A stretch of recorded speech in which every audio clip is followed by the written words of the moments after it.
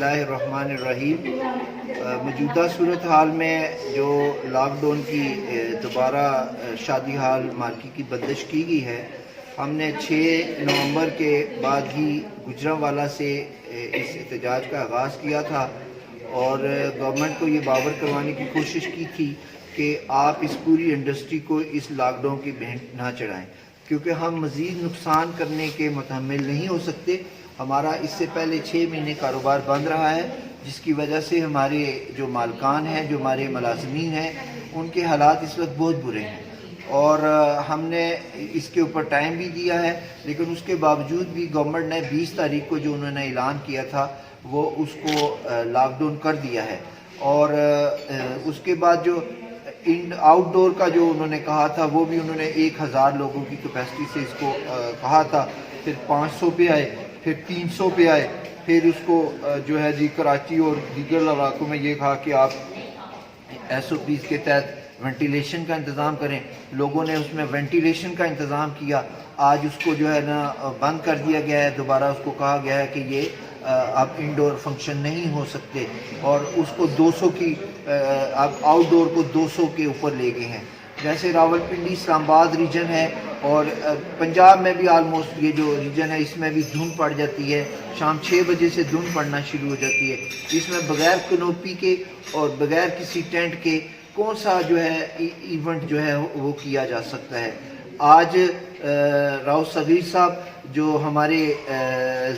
سیالکوٹ کے ڈسٹرکٹ سیالکوٹ کے کوارڈینیٹر ہیں امپلائیز ایسوسی ایشن پاکستان پہ، انہوں نے آج سیالکوٹ میں بھی احتجاج رکھا، جس کے لیے میں اس میں شرکت کے لیے آج آیا تھا،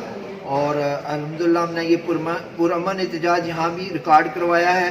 اور ہم اسی طرح کے ریکارڈ ابھی کروا رہے ہیں احتجاج،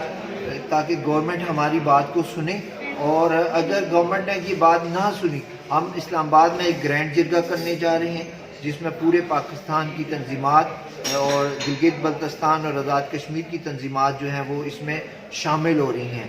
اگر گورنمنٹ نے ہماری یہ بات اس گرینڈ جرگے کے انعقاد تک نہ سنی اور اس انڈسٹری کے اوپر کوئی ہمارے ساتھ بات کریں، ہم یہ نہیں کہتے کہ آپ آنن فانن ہر چیز کھول کے ہمیں اجازت دے دیں،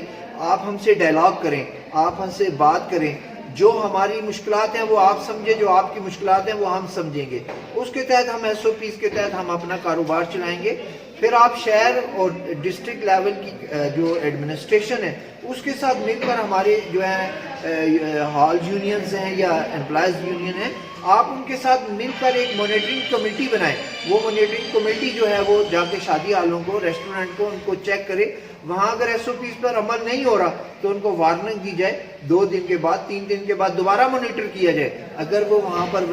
ویسے ہی نظام چل رہا ہے تو ہم بالکل آپ کے ساتھ ہیں، ہم گورنمنٹ کو کہیں گے کہ اس فلانی شادی ہال کو، فلانی مارکی کو سیل کر دیں، لیکن اگر چند جگہ پہ وائلیشن ہو رہی ہے تو اس کی پوری انڈسٹری کو آپ اگر بینچ رہیں گے، بے روزگاری کا جو معاملہ ہے وہ بڑھے گا۔ ہم آپ بتائیں نا، ایک شادی ہال کے ساتھ جو ہے اگر 50-100 لوگ منسلک ہوتے ہیں، وہ ان کی روزگار، آپ نے اس لاک ڈاؤن آنن فانن لاک ڈاؤن کر دیتے ہیں، آپ نے ان کے لیے کوئی پیکج کا اعلان کیا ہے؟ ان ملازمین کے لیے کوئی آپ نے سوچا ہے؟ آپ نے جو پچھلی دفعہ 3-3 ہزار روپیہ یا 4-4 ہزار روپیہ بانٹا ہے، جو بھی آپ نے بانٹا ہے، آپ نے اس انڈسٹری سے جو لاکھوں ملازمین ہیں ان کے حوالے سے کوئی بات کی ہو؟ آپ نے کسی جگہ پہ کوئی ایسا میکنزم بنایا ہو جس کے ذریعے ہمارے ملازمین جو ہے وہ مستفید ہوتے؟ دیکھیں نا، ہمارے پاس تو پیچھے جو تھا وہ یہ معاملہ تھا کہ ایک سلسلہ چلتا ہوا آ رہا تھا تو 6 مہینے ہم نے سہ لیے، لیکن 6 مہینے جو کچھ تھا ایک ملازم کے پاس کیا ہوتا ہے، 2-3 لاکھ روپے زیادہ سے زیادہ وہ جوڑ سکتا ہے، وہ ان 6 مہینوں میں کرائے، بل اور دیگر چیزوں کی مد میں جب خرچ ہو جائیں گے تو اب ہمارے تو جیب خالی پڑے ہوئے ہیں۔ اب ہمارے ملازم کے پاس تو پیسے نہیں ہے کہ وہ اپنے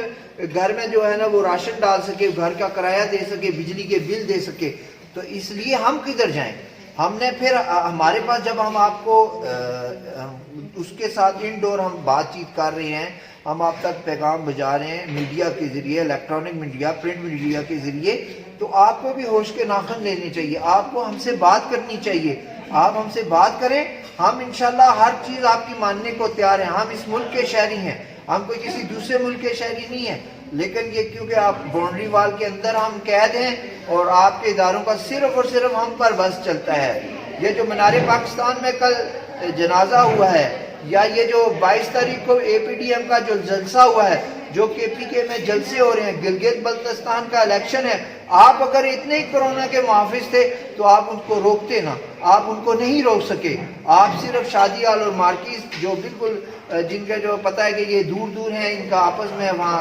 معاملہ نہیں ہے، آپ جاتے ہیں اس کو سیل کر کے چلے جاتے ہیں. اب جب ہم سیل کو توڑیں گے تو ہم پھر قانون کے شکنجے میں آئیں گے. تو آپ بھی ہمیں مجبور نہ کریں کہ ہم آخری کسی انتہائی اقدام پر چلے جائیں. ہمارے گرینڈ جرگے سے پہلے آپ ہم سے بات چیت کریں، ہم آپ کی ہر بات کو سمجھیں گے، جو ایس او پیز ہوں گی ہم ان کو مانیں گے، اور انشاءاللہ پھر ہمیں اپنا کاروبار چلنے دیں، ہم آپ کے لیے بھی آسانی ہوگی. اگر آپ کاروبار ہمارا بند کریں گے، ظاہر ہے ہمارے پاس تو احتجاج کے علاوہ کوئی حل ہی نہیں ہے ہمارے پاس. پھر ہمارے پاس نہ کوئی ایسے ایسٹس ہیں کہ جن کو ہم بیچ کے کھاتے رہے اگلے 6 مہینے، اور پھر جب لاک ڈاؤن کھلے گا تو پھر ہم شروع ہو جائیں گے. تو اس لیے میری وزیر اعظم پاکستان سے، چیف آف آرمی اسٹاف سے اور چیف جسٹس آف پاکستان سے یہ دردمندانہ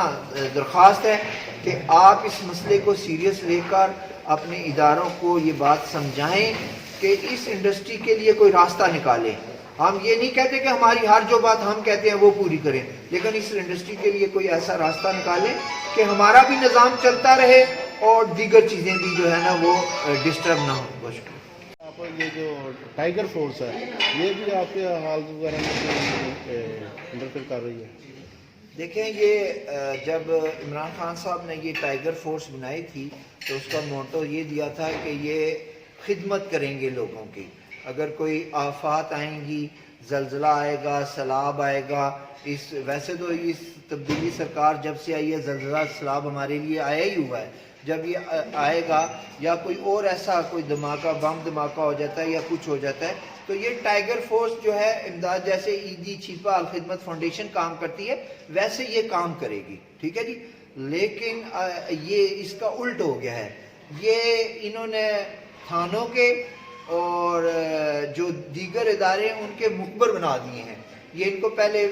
ہوٹل ریسٹورنٹ شادی ہال میں بیچتے ہیں اور وہ وہاں جا کے دیکھتے ہیں، پھر وہ اس کے اوپر چھاپا مارتے ہیں، پھر اس کے بعد پھر یہ کیا کرتے ہیں، یہ بلیک میلنگ شروع ہو گئی ہے، یہ بدماشی شروع ہو گئی ہے یہ ٹائیگر فورس کی. یہ جو ہے نا وہ آگے آپ کو کہتے ہیں اچھا جی آپ یہ کر لیں. ابھی 4 دن پہلے پنڈی میں ایک ہال کے اوپر یہ گئے ہیں اور وہاں جا کے انہوں نے اس سے جی ایم سے بدتمیزی بھی کی ہے، اور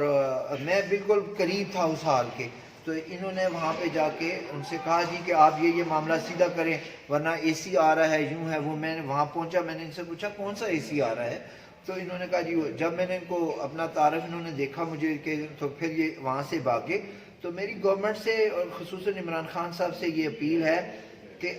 یہ جو آپ نے یہ جو آج بیج بویا ہے نا، یہ ہمیں بڑی نسلوں تک کاٹنا پڑے گا. آج پی ٹی آئی ہے، کل نون آئے گی، پھر کاف آئے گی، پھر جیم آئے گی، پھر پیپلز پارٹی آئے گی، پھر جو آئے گی وہ پھر اپنی اپنی فورس بنائیں گے، اور پھر یہ غریب عوام جو ہے ان فورسوں کو جو ہے نا وہ نبٹتی رہے گی. تو اس لیے آپ سے گزارش ہے کہ آپ اس ٹائیگر فورس کو جس مقصد کے لیے آپ نے بنایا آپ اس پر لگائیں. اس کو ہماری مکملی اور ہمارے ساتھ بدماشی کرنے کے لیے اس کو نہ کریں. اگر آپ کریں گے تو پھر ہم بھی سیدھے آگے کھڑے ہو جائیں گے، اور پھر ظاہر ہے جب آپ آئیں گے تو پھر